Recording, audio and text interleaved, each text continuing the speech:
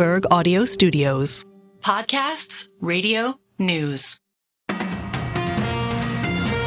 Good morning, I'm Nathan Hager. And I'm Karen Moscow. Here are the stories we're following today. Karen, we'll have more on the markets in a moment, but first we have the latest on the death of Iranian President Ebrahim Raisi. He was killed in a helicopter crash along with Iran's foreign minister Hossein Amir-Abdollahian.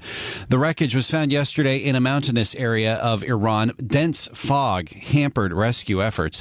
Bloomberg's head of Middle East and North Africa coverage, Stuart Livingstone-Wallace, says there is currently no suspicion of foul play. The most likely explanation is that they were traveling on reasonably old equipment, because it is absolutely true that Iran's been under sanctions for a very long time and has really struggled to get the equipment needed to maintain. And then you layer in on top of that they were in a mountainous area, that it was incredibly foggy, that there was heavy rain, and that does appear to be the most likely explanation. However, that will not necessarily stop those conspiracy theories building up within Iran, particularly because he was one of the favorites to take over from the supreme leader.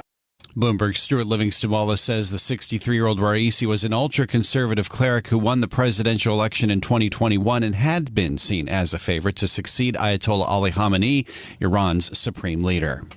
Well, Nathan, Iranian authorities will now begin the process of installing a replacement for Raisi. Golnar Montevali is head of Iran coverage for Bloomberg News. The vice president, which at the moment is a man called Mohammad Mokhber, will take over as an acting president. And then according to the constitution, there needs to be a date, I think, for a presidential election announced within the next 50 days. And it's going to be very interesting to see how they go about doing that, because this is quite unprecedented in the history of the Islamic Republic. It's only been around since 1979, and Raisi was the 8th president. So they haven't had a situation like this before.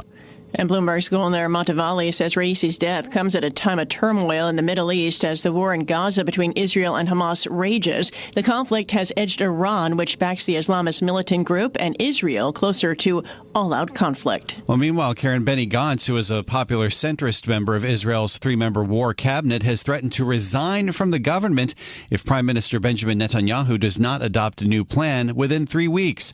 The announcement deepens a divide in Israel's leadership more than 7 months into a war in which Israel has yet to accomplish its goals of dismantling Hamas and returning scores of hostages abducted in the militant group's October 7th attack.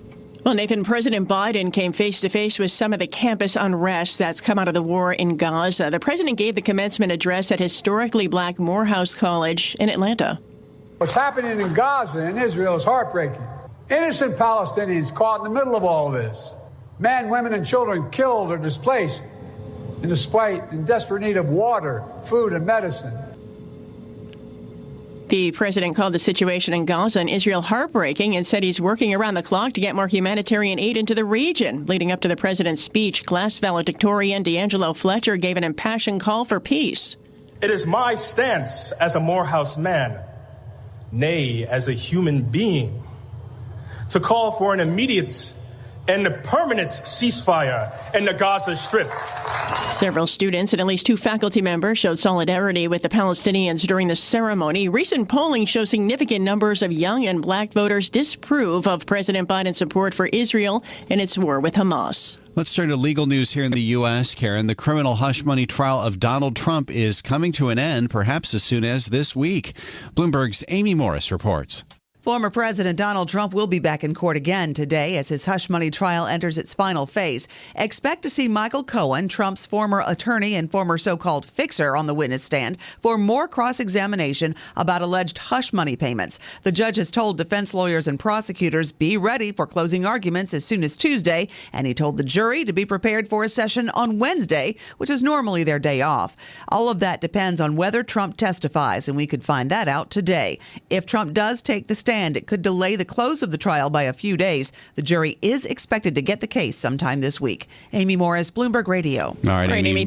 Thank you. Meantime, testimony resumes today in another high-profile case in New York, the fraud and manipulation of the market trial of Bill Wong. For more on that, let's bring in Bloomberg's John Tucker. John. And Nathan, jurors at Bill Wong's trial have already heard witnesses say that his Archegos Capital Management lied to its Wall Street counterparties Well, this week, they're going to hear from one of the main liars. Scott Becker, the Archegos former risk officer, is expected to take the stand as early as today as one of the prosecution's star witnesses.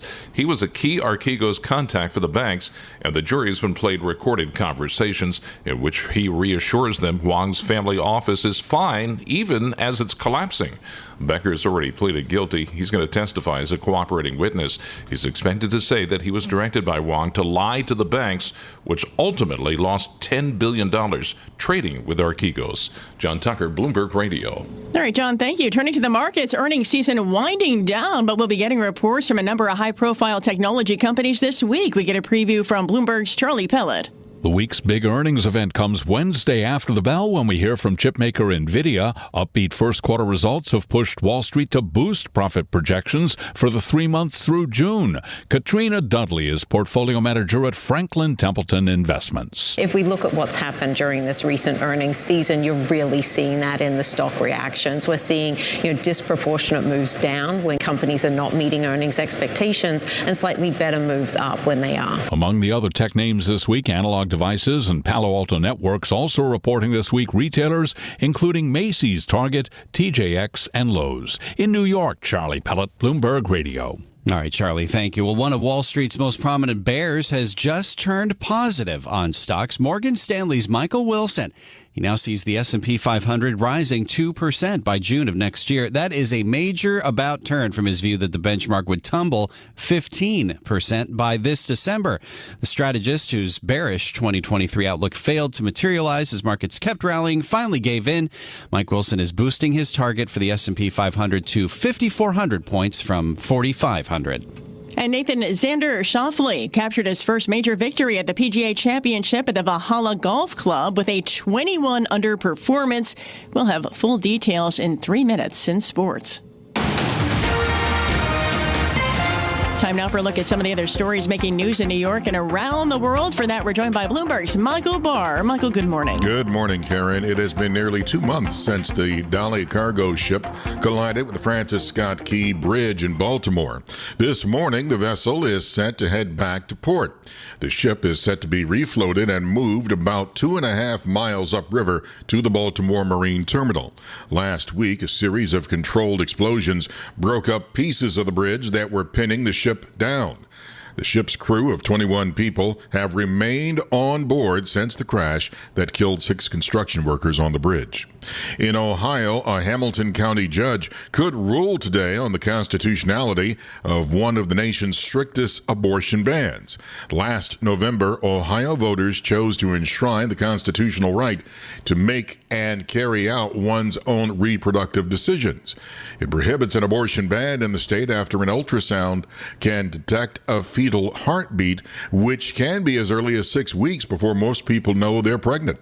Loyola law professor and former federal prosecutor Lori Levinson. This particular case is so important because it is likely to decide that when voters decide to put into a state constitution that there's a right to an abortion, old laws are now unconstitutional. Former federal prosecutor Lori Levinson.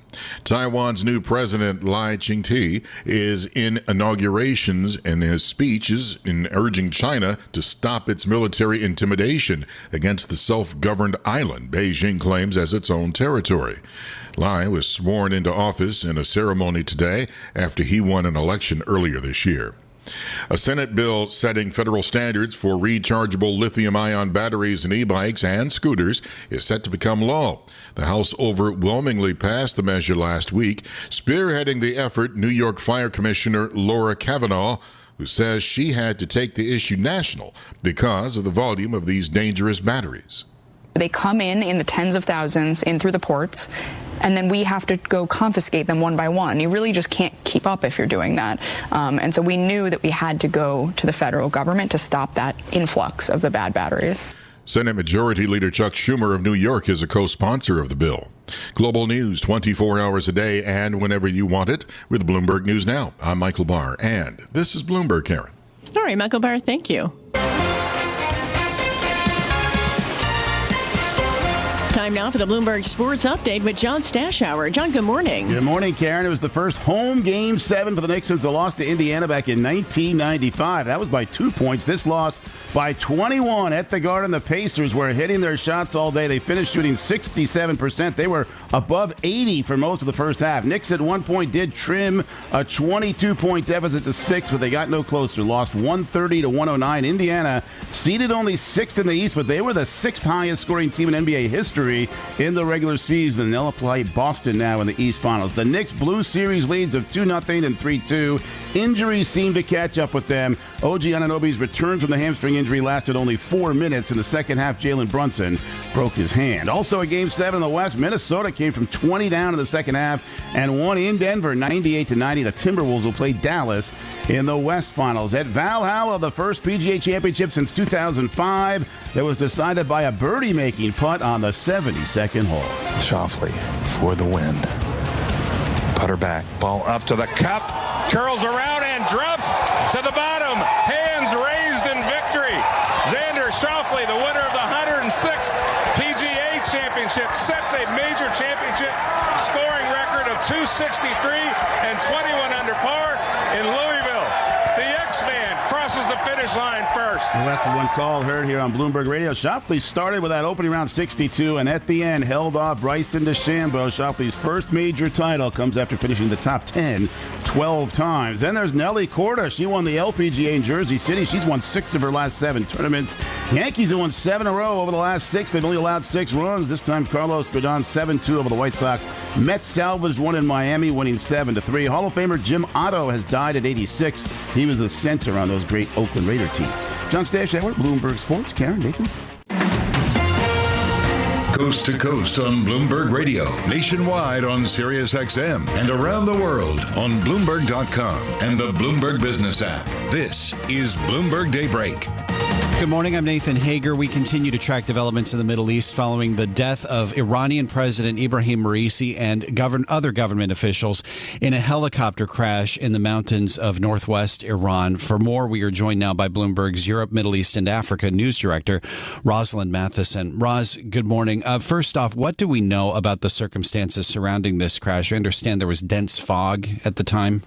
Well, that's right. The crash happened in terrible weather conditions. There was very, very strong fog.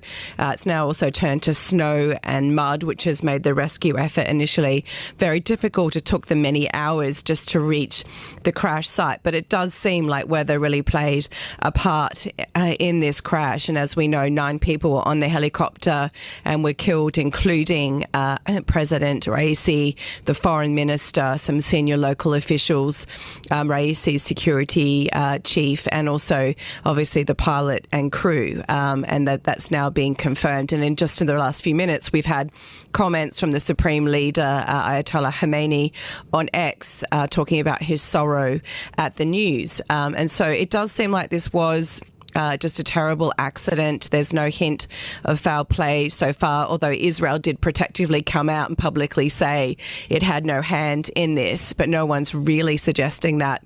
For now, it does seem these were older helicopters, possibly not maintained properly. That might be an effect of US sanctions also. But military choppers tend to be inherently dangerous. We know from history there have been numerous crashes in different parts of the world, India, Pakistan, Kenya, and others, where senior military officials have been killed before. So, as a mode of transport, and if not maintained properly, they can be inherently dangerous. Well, this does raise clear questions about what comes next in Iran following the president's death. I mean, he had been seen as a potential successor to the Supreme Leader, hadn't he?